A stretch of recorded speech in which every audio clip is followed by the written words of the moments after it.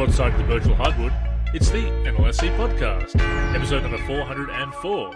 Andrew with you once again. I am Andrew in the forum and Andrew NLSC on Twitter. My co-host is Derek. You know him in the forum as D43 and D4384 on Twitter. No, I'm happy to be here again. The NBA Live 10 tournament rolls on, and you and I played Game 3 of our semifinal matchup. It was win or go home for you, and I actually thought it was a great game, and you fought hard, especially in the fourth quarter, and you almost battled back and took the game. But I'm just really glad that we played that game, and it was a lot of fun. I was proud of that effort because you were just on fire in the third. The Nuggets that you're using have a bit more firepower than the Bulls, so I got down big in the third quarter, but I was determined to at least make a game of it. And of course, I wanted to win. I wanted to try and battle back and win, but it was an uphill battle. But yeah, that was one of the most exciting games we've played. I got on a bit of a roll, made some decent plays, but that dagger 3 by J.R. Smith just pretty much sealed your win, prevented my comeback from coming to fruition. I personally think that you still had a decent team. I think you overplayed Brad Miller. That's what I think. I think to match up with my lineup, I think it would have been better to have Tyrese Thomas out there for his length, and he's been pummeling me going into the rim for dunks and whatnot. So I was looking at your lineup, and I just feel like Brad Miller played a little bit too much. And I don't think you used John Salmons or Deng enough against me.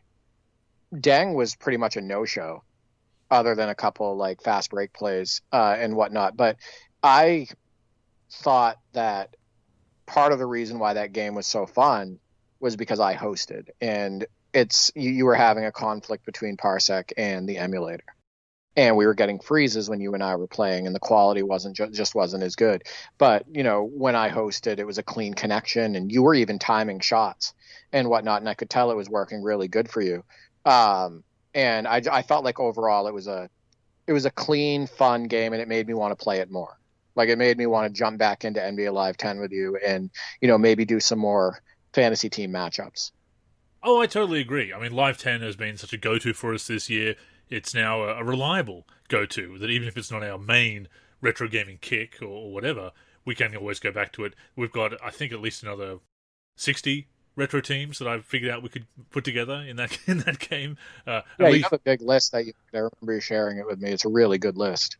And there's about 40 of them where we've got accurate art assets as well, because some of them you can put together, but they're using the wrong jerseys, and the effect is still there. It's still fun. But as far as teams that we can actually make and actually have them look as they're supposed to on the court with the right branding and make a better video out of it, for example, probably at least 40 teams that we can make that are era-appropriate across the board. Missing a player here or there, but still really fun to use.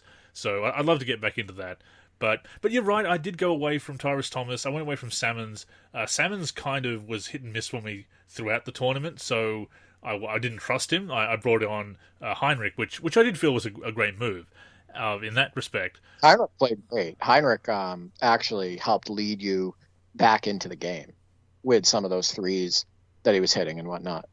He did, and I wasn't using him as much because I was leaving it up to the auto subs, and I was talking to you about it after the game, and I brought it up, that playing my career for so many years has really conditioned me to go with the flow more than I should, especially when I get back into modes like franchise or play now or the Parsec sessions with you. I rely very heavily on the CPU doing things, automatic substitutions, the lineup that I'm given, because in my career, you just focus on your avatar and play with what you've got. But you actually obviously have all this control in those other modes. So I'm forgetting that I can do that now that I've gone back after so many years of being conditioned by my career gameplay. So sometimes I forget to really make adjustments to my lineups. I'm just playing with what I've got, and that is a hangover, obviously, from years of playing my career. So I'm really getting back into the swing of playing those other modes. Yeah, I think one thing that I really enjoy, though, when I play against you is the fact that you keep fighting. And somebody on the YouTube video actually made that comment. He said something along the lines of, way to not give up in the fourth. Yeah. And I really appreciate playing against people like that. Both of my brothers are like that. They just don't give up until the end. And they'll fight when they're down, and it doesn't matter how big the deficit is, they're going to just keep playing. And I do enjoy that about playing against you, because you could have folded when you went down by 16 to start the fourth, and you actually got it within 5 and had me sweating a little bit. And then I ended up hitting, like you said, I hit that J.R. Smith 3, and I had that Kenyon Martin dunk put back. But it was just a really good game. And again, I keep singing the praises of Parsec, but again, that felt like a local game overall. Between how it looked on your end and how it was playing for both of us, and we both put together a lot of good highlights. And I might need to do a montage and throw that into the next top 10, because we had some really good dunks and really good sequences in that game. They really were, and the fact we both got alley-oops that worked, which in Live 10, like Live 06 for example, it is very easy to throw alley-oops. Both the current gen and the Xbox 360 version that we've been playing as of late, they're almost automatic. Most of those, most alley-oops, as long as you're in pretty much the right angle, you can throw them from almost anywhere. And we had a great alley-oop from Live 08, actually, in the top 10 as well, I recall. But Live 10, as we've mentioned, does have that issue with alley-oops going in slow motion, going backwards, going to the mid-range, going not to the person stationed right there in the low block, ready to get that alley-oop, but to somebody on the perimeter for no reason whatsoever. That was never really fixed with the patches. In fact, the second patch made it even worse, if anything. So the fact that we both got a couple of really nice alley-oops in that game was very satisfying, as was Tyrus Thomas's driving dunk there as well. He had a couple. And again, yes, I probably did. I probably didn't use him as much as I should, but some great highlights. We've had closer games at the end and some more epic finishes with game winners and whatnot. And boy, were there some great game winners in the top 10 this week, which I'm sure we'll get to momentarily.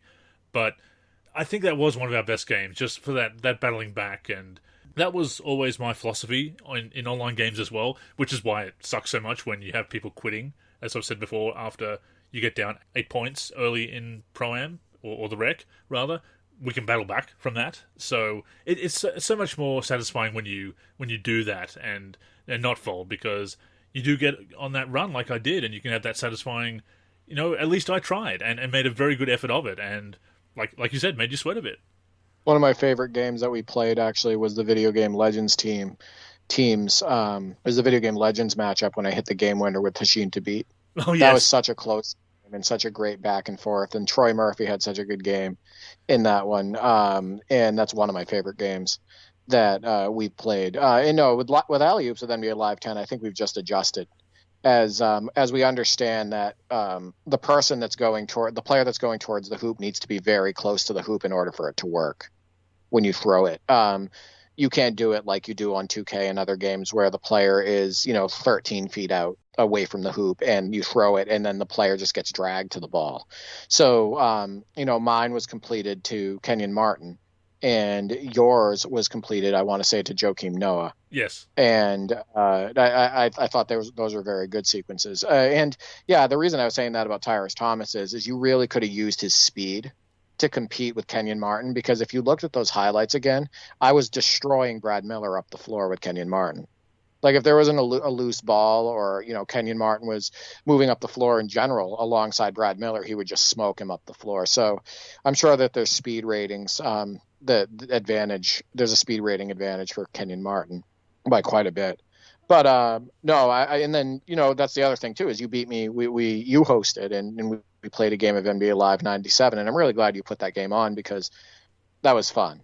I was able to use rookie Kobe, and we put him in early for me and whatnot, and I calibrated the controller correctly, and you could tell I was moving pretty good. You were in that game overall. Had a little bit of lag, but not enough to destroy the experience. And I think I was up by 2 at halftime of that game, and then you pulled away late in the fourth quarter, and I think won by 10.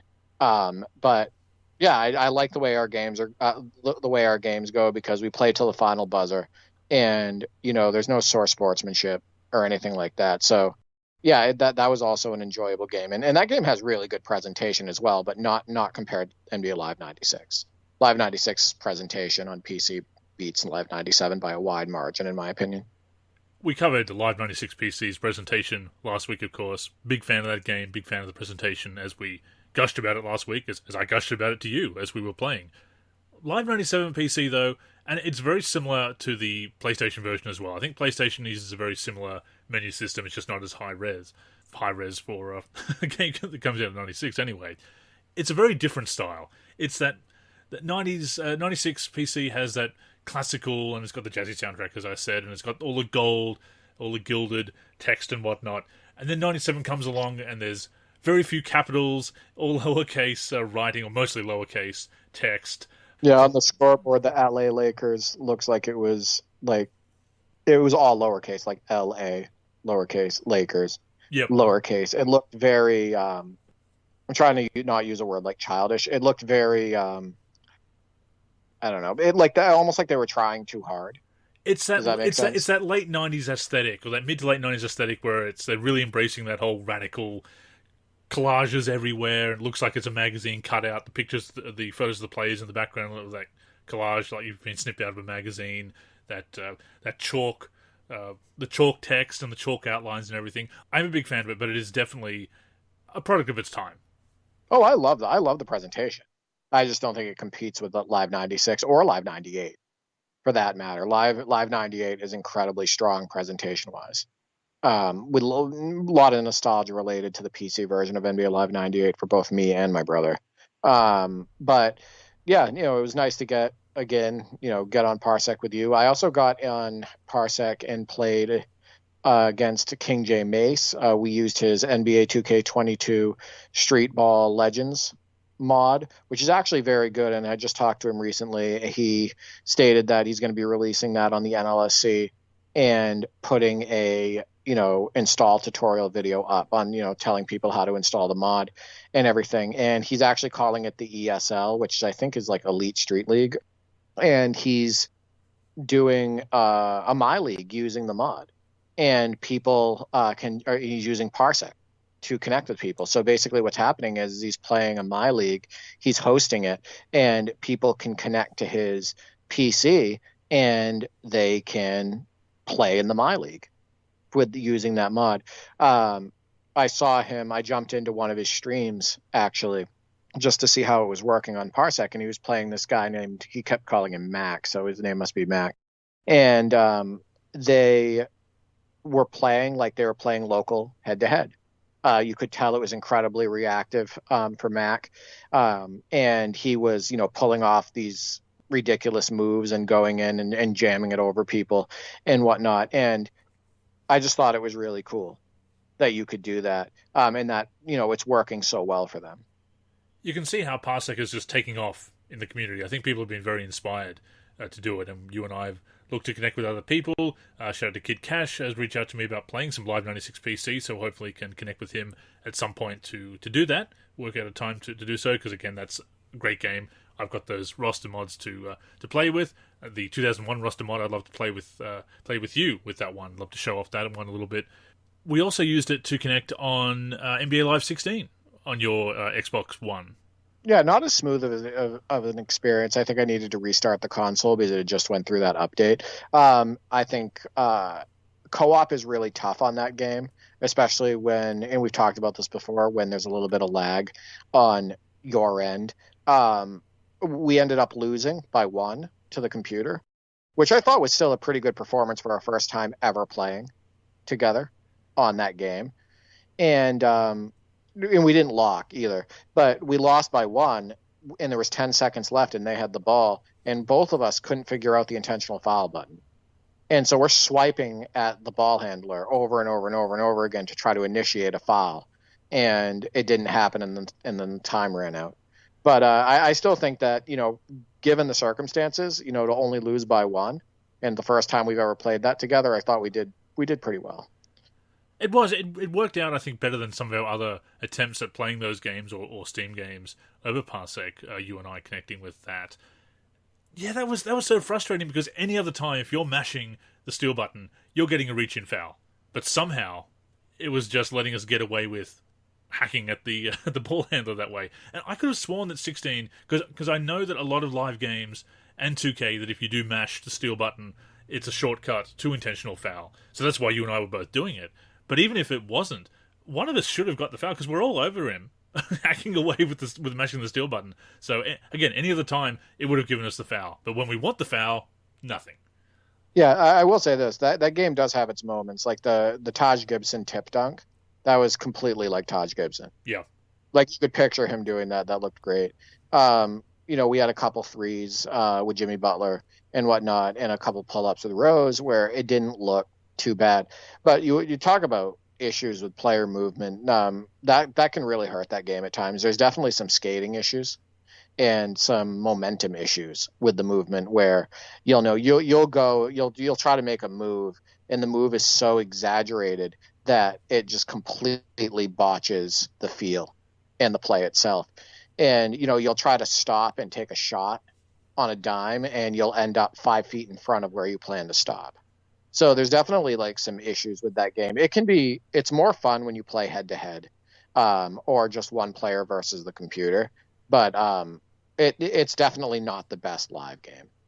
It's not. And, I played that game early because I was invited to and flown into the studio in Tiburon there to play that one as part of the community event and give my feedback on it. And I actually feel that, sometimes it's the excitement of being at the event and you've got to put it all in perspective. But I did feel that some of the builds, played a couple of different builds, they were updating it as we were there for a few days. Some of the builds that we were playing at the event felt a bit better, a bit smoother, a bit looser in a good way than the final product. So whether they got some other people in after that who said, we need to tighten this up, or they just decided to tighten it up because it wasn't working out in their view, I actually felt that the pre-release version played a little bit better. It had issues of its own because it was still in beta, it was still in work in progress, but it's just one of those funny things sometimes at community events. I've noticed that sometimes that pre-release has played just a little bit better than the final product. Yeah, well, remember how we felt about NBA Live 19, how the demo, right? Of course. The demo always played better than the official release of NBA Live 19. So it is weird how that can happen. It's almost like, no, guys, you should have stuck with it. You know what I mean? You should have stuck with that direction. You should have stuck with how it felt before. Why did you make that change? Why does it not feel as good once the game is released? Or why did you patch this? And before we move on from that, one thing I want to bring up, and I have brought up before when I've talked about going to community events, because there's always someone in the community that says, why didn't you point out this issue or that issue? Well, these issues, this issue or that issue, not always in the build I played. And of course, you don't have that limited time. You have a limited time, rather, to play the game. The very first event I went to, Live 07, we had about 45 minutes to an hour of hands-on time. So you're trying to look at everything and try and look through some of the modes and get as much information as you can to take back to the community and to give feedback on. And sometimes you can't miss things. And you might say, why didn't you see this? This is very obvious the first time you play the game. Well, it wasn't in the build that I played. Or I didn't check these settings. Not a long period of time. That's also just not enough long period of time to, like you stated, to really see all the issues. Well, that's the thing. And people want to blame the people at the community event. And I understand it because you think, they must have been lazy or they're shills or they've been paid off or whatever. But even if you see an issue, like Live 16, I said to the developers at the time, hey, this doesn't have roster editing that you haven't had on this generation yet. This is going to be a problem. There are people in the community that have said, no roster editing, no buying. And they were like, they didn't realize it was too late, and they did eventually patch it into Live 18. But we bring up these issues, we can point them out, but they, Listen, if it's 2015 and you're about to release a game, which is when NBA Live 16 was released, and somebody brings up to roster editing as an important item that should be in your game, and you go, I didn't think of that, or that's a good idea, and you hadn't thought of that before, I'm sorry, but I question you. I question that person and what they know in the industry. I'm sorry, that's ridiculous. True. It was more a case of they didn't realize how much people would place that much stock into whether it was a deal breaker for people. Like, if people would still enjoy the rest of the game. They should. They should know that. They should have the pulse, like their finger on the pulse. That's a major red flag there. And I don't know who that was or that situation, but if you look at the design flaws and the things that they've been missing or taken out of the game over the last decade or so, it's not surprising that an interaction like that would happen. But it still blows my mind that a company with this much money and, so supposedly some of the best minds in basketball gaming, hey, I mean, they were releasing a game, AAA title, can not see that could be a deal breaker for a lot of people, so. That's true, but as far as the feedback, we were saying things like that, and we've always been like that. And I've been there at rather community events, talking to developers, and we're giving them the feedback. It's that's all we can do. We can stress it and we can point it out and be very adamant that these things need to happen. But it comes down to the suits, the developers, what they've got time to do, what's on their roadmap, etc. So, yeah, don't blame the people who go to community events, because they do bring up these issues. And of course, sometimes specific issues or bugs aren't in the build they play. So don't blame people from the community for bugs, especially Live 07 as it was at the time. And yes, that is not a game that we'll be revisiting that often, just to put that out there.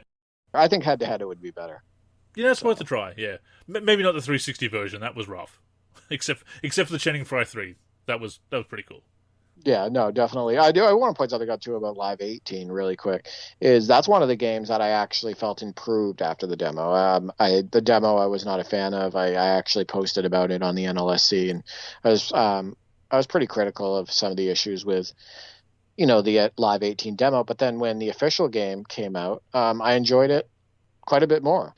And then when I revisited it recently, and I played against the Live King and I played against Sticky Fingers in two separate sessions, I actually had a really good time with that game, and I was honestly enjoying the feel of it even more than Live 19. So I will say that Live 18 is the opposite, where I felt like they definitely made some improvements when it came to after the release, which is rare. I think a lot of times what happens is the release is often botched, and then patches can even hurt it more.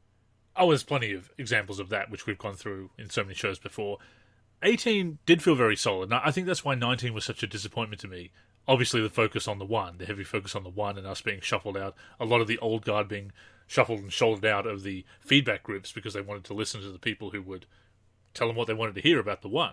But 18 was very solid. It felt like an improvement. You had the roster editing finally was patched in, of course. You had some pretty good live events, things like that. So 18 was solid, 19 disappointment, but still something they could have built on. As we've said before, we'll see what happens moving forward with that. I mean, it is so important to listen to the right user feedback, and we all think we've got the right idea. Obviously, it sounds egotistical to say, but clearly sometimes they do listen to the wrong feedback. 2K, that's been an issue where they're really catering to the online scene, catering to the cheesers, but not as of the latest patch, which has removed some of that explosiveness, that cheesy explosiveness off the left to right dribble moves. The left-right zigzag cheese has been modded out, or patched out rather, and nerfed, and a lot of people are happy. Very vocal contingent that aren't. I say tough cheese, quite frankly, to the cheesers, Derek, because look, everyone's talking about how what are you going to do? Play NBA Live? Well, exactly. People use that in a way that I usually don't like, but I'm going to use this as an ironic echo here. I mean, people can't go and play an alternative. So 2K, they are in a position to not cater to the cheesers, because they can put out the game that they want, and the game that a lot of the traditional 2K gamers, the long-time simhead 2K gamers want, and they can present the best possible experience and that welcoming experiences. They don't need to cater to the cheesers. They can say, well, hey, this is the game you've got.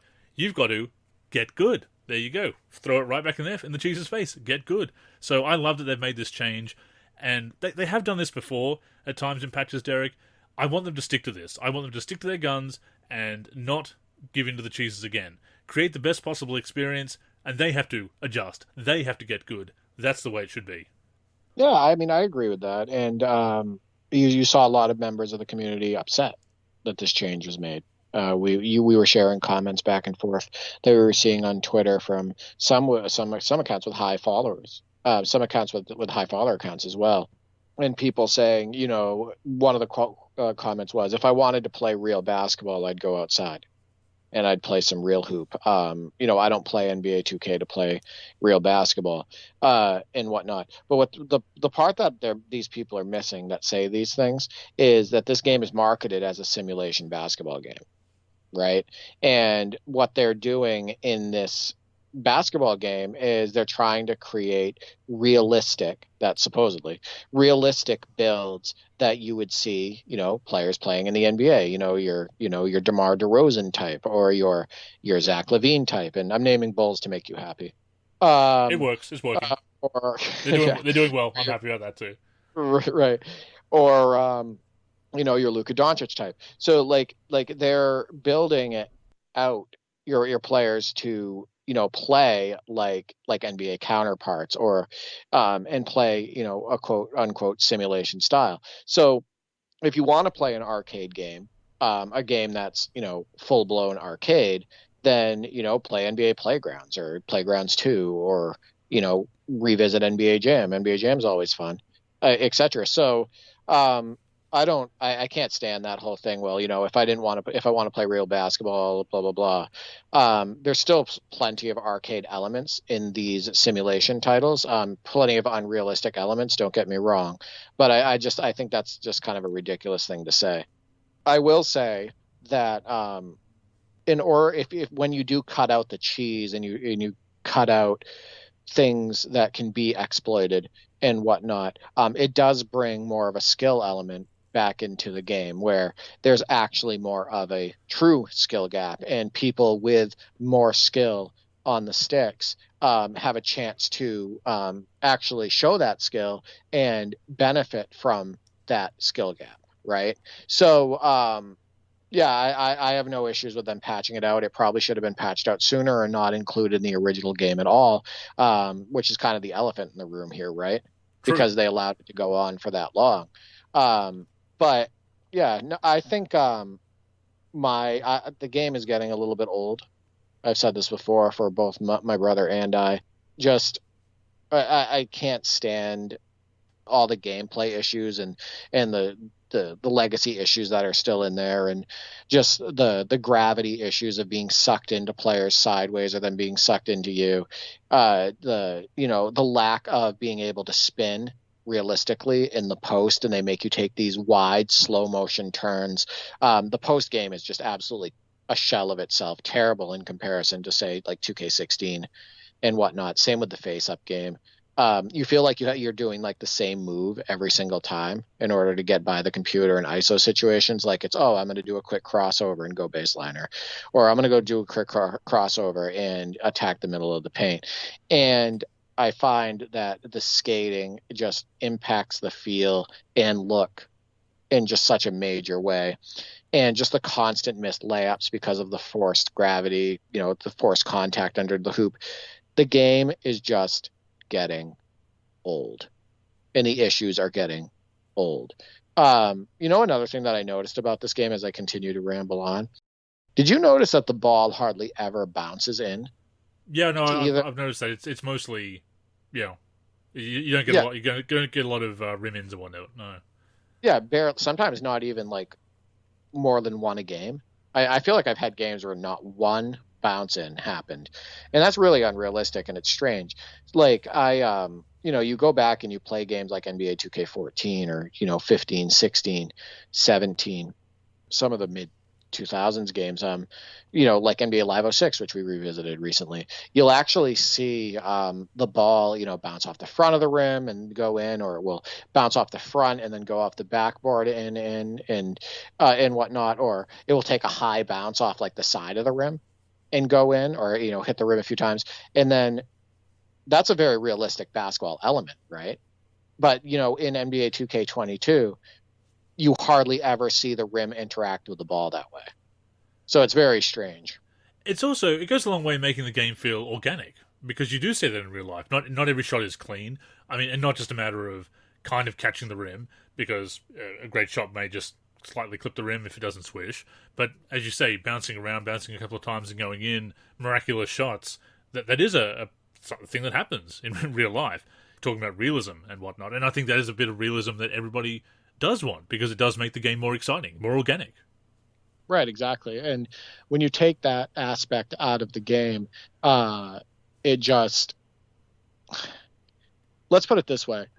When I play NBA 2K22, because of things that are missing like that, and then the gameplay issues that I mentioned, I just feel like it's not great NBA action, or it's not great basketball action, right?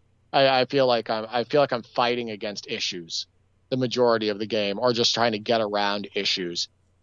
Yeah, so I mean that's really it. That's all I wanted to say about it. 2K22, I've said it before. We did get our money's worth. We're 81 games now into our my NBA, so we're about done the season. We have one game left, but there's certain things that prevent us from enjoying the game head to head. Like me and my brothers, we love playing head to head on basketball video games, and that's just a game that it's just not fun. And that organic feel is just so important.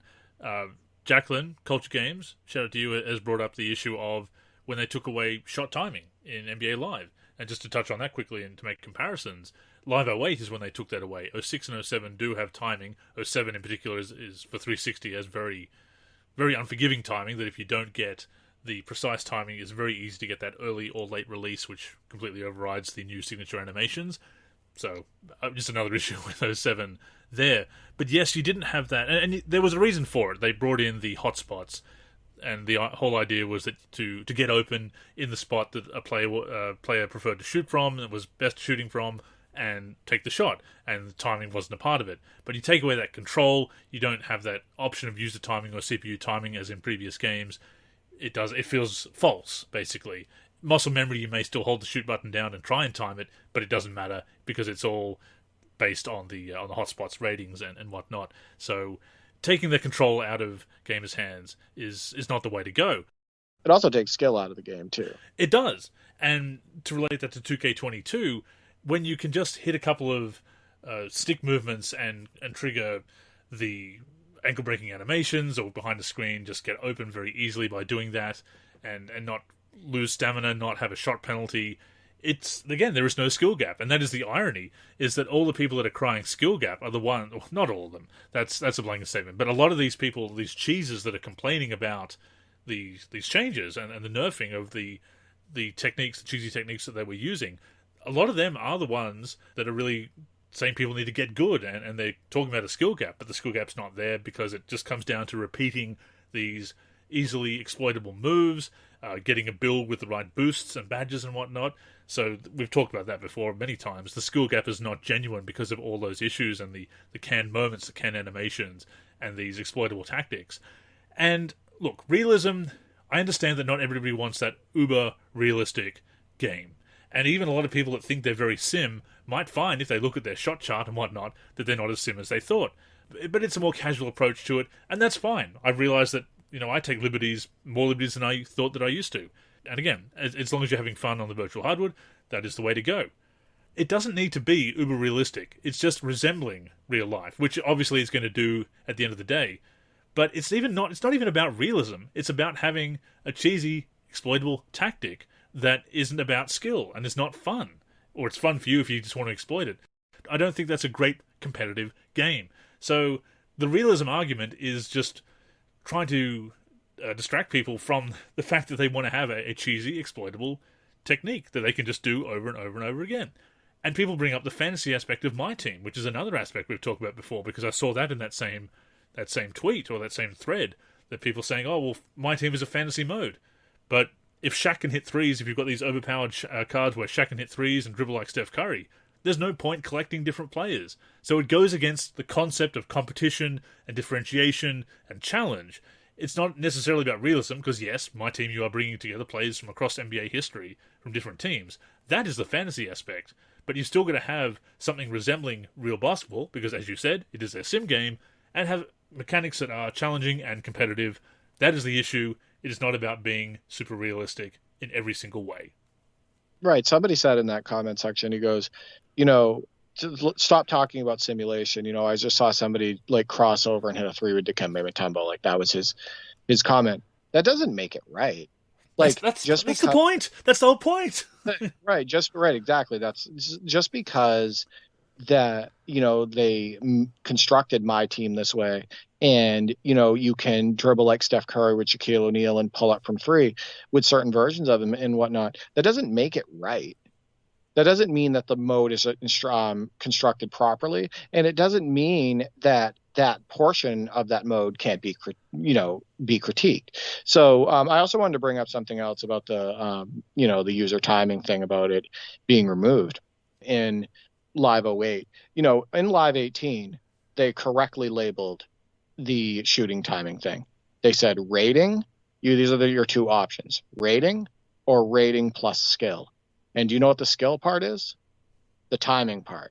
Exactly. Right? So I want to emphasize why I use user timing and why I don't use real player percentage, because real player percentage, when you're just going by the rating and timing doesn't matter, that takes an entire aspect of skill out of the game. It means that you can shoot your shot on the way down, on the way up, you can flick it. You can hang in the air on layups if the release timing is not part of layups anymore, all of that stuff, and just release the ball whenever you want, and it has the same chance of going in. But with user timing, you have to release it at the optimal point in order to have a better chance of hitting the shot. So I really appreciated that, because I think I was playing against, I want to say, Sticky Fingers or the Live King. And, I went in to check to see what the setting was, and it correctly was rating plus skill. So anytime I see, a game where shot timing isn't, part of it, or somebody says something negative towards the whole user timing aspect, I just kind of like shrug my shoulders and be like, that's a big part of the game. That's a big part of the skill. Bit of an eye-rolling moment, yes. Yeah, it's an eye-rolling moment, exactly. There is an exception, which is when we've been playing over Parsec. In that Live 16 game we played, we did switch it to rating, I believe, so that it was a bit easier for me with my timing and the I did lag. That too. Yeah. Yeah, I mean, if there's a situation where lag makes it so it's really hard to time shots, then I'm perfectly fine with that. Like, I played with Still Do, and we were playing NBA 2K19, and that particular night he was having just a little bit of lag, and we switched it to real player percentage in order for him to not, for us to be basically on like a level playing field in that regard. So I understand that, but if both people have the same amount of input lag, and there isn't a lot of it, and you can actually time your shots, taking user timing out of the equation takes skill out of the game. And so that's why we always use user timing when we can. 100%. I'm the same. I've always preferred that. I like to win or lose, make or miss on my own merits, except in those situations where it does, as you said, even the playing field. When we played 2K16, and you gave me a little bit of a taste of something that you've been working on in the background here and there, which was very cool. Were we playing on real field goal percentage, or were we timing that? That was user timing, and you did well. Okay. Actually, you made a few outside shots actually in that. And yeah, Andrew and I did connect on NBA 2K16, and we were playing my work in progress Ultimate Classic Teams roster, and I was kind of inspired by our last episode of the podcast, and Jacqueline made a comment saying that, I want you to use that motivation and try to finish your 2K16 roster, because she said she would use it. We connected, and I thought we had a really fun quarter. We did. I thought that was really enjoyable, and it worked pretty well for you. I was using the 0102 Kings, and you were using the 1011 Bulls, and there were some pretty cool plays that actually happened. Well, that was the game without the net, wasn't it? Because then we also played another quarter with the Suns. I was the Suns, the 93 Suns. Yeah, that was the one without the net. There was like a glitch, and then I restarted the game, and it was the 93 Suns, and I think I used the Kings again, didn't I? I want to say. I forget who it was. I thought you picked somebody else. Was it the Nuggets the second time around? The 2007 Nuggets. It might have been. I'm not sure. But it was really fun, regardless. And we're gonna have to hook up and play that one again. But yeah, you shot pretty well there for it being on user timing. That was surprising. I'm keen to give that another go and maybe help you even test that roster. Obviously, that's again the benefits of Parsec. Or I could have you connect to the computer, and I could go to bed, and you could finish some teams for me. I mean, that's a possibility, I suppose. No, I'm not going to drag you into that. That's the first time I've actually brought that up to Andrew, by the way. I just figured I'd throw that on to you on the podcast. So. I'm not saying I wouldn't do it. I'm not saying I would. Um, but we also need to get it back into our road trip on Fire Edition. Some great on Fire Edition highlights, actually. Was it on Fire Edition or no? It was on Fire Edition in the top 10 this week as well. I actually finished it by the road trip finally myself on my 360 version. Played beat all the jam bots. It's getting a little bit easier once you really get used to it and know that they're going to do all the cheesy stuff and you're just trying to change it up a little bit. And I was surprised to find that after you beat all the jam bots, you have to beat the Beastie Boys in New York. And of course, there's no sleep until you do that, as I said on Twitter. So I did that and finally finished Road Trip after all these years properly, beating all the jam bots and everything. So I'm keen to do that with you because it's even more fun doing it co-op because you can, and we do need to do it mic'd up as we've said before, because it's just so much fun and you can banter and you can joke and you can celebrate with each other when you're making these great plays. But that is such a great game, so we're going to have to get onto that. And I know it can be done. I know these jam bots can be done, but after that, the Beastie Boys await. Yeah, I mean, I'm a little sad that you went and did that solo, but we don't get to connect that often. So I understand why we haven't made much progress lately. And the last few times that we've been connecting on Parsec, we wanted to try some different games. And we've also been trying with you hosting as well. So we're still in the experimenting stages at times with Parsec, trying different games, seeing how the input lag is and whatnot, and seeing what we can play. So, but yeah, no, we'll get back on the road trip soon. Definitely some great highlights. VF Baller had an NBA Jam on Fire Edition highlight in the top 10 this week. It was a Spud Webb tip dunk, which I thought was really great to kick off the top 10, a great starting highlight. And it just flowed really well. But it was just, we had 3 different game winners in the top 10 this week. We had Damian Lillard game winner, which took the number 1 spot on NBA 2K22, submitted by the Live King. We had the King J Mace game winner using his ESL roster as well, with Earl Monroe with the 3 from the corner. And then we had my brother Mark, actually, RF 4417, with the NBA 2K17 game winner with Steve Nash against me, actually. So I was using the Warriors in that game. And just good variety. We had the double dribble highlights in there. We had your NBA Live 97 dunk with Larry Johnson versus me and whatnot. And I tagged Parsec actually in those tweets when I announced the top 10, because several of the highlights come from Parsec sessions. So that's also a cool thing. Again, just goes to show how popular it's becoming in the community. So I think you've said it before, but it's going to be it's been a big year for us in 2021, connecting on that and seeing what we can do. 2022 can be even bigger in that regard. The Live 10 tournament has obviously got some interest in our community and on YouTube as well. We thank everybody for checking that out. The finals are coming. You versus Cavs 4872, of course, in that showdown. Melo versus LeBron. So that's only fitting for that time period. We've had some inquiries about whether we're going to do some other tournaments as well. And yes, the Live 10 tournament is basically a test run for what we can do. The suggestion was thrown out to us on YouTube, Jam or Street, Home Court or Hang Time, any of those arcade games. Yes, absolutely. That's something we're going to explore moving forward, because it's clear that people are keen to do it, and it's definitely possible and very playable over Parsec. So this is a test run, and it's I think a great test run. It's run better than we could have imagined, except for the emulator not really liking Parsec when I'm hosting. But apart from that, yeah, we'll be running some more tournaments with other games for sure.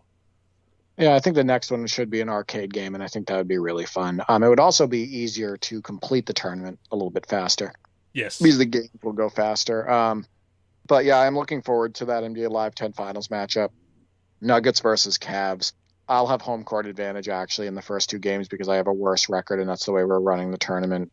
So his team is a little bit higher rated.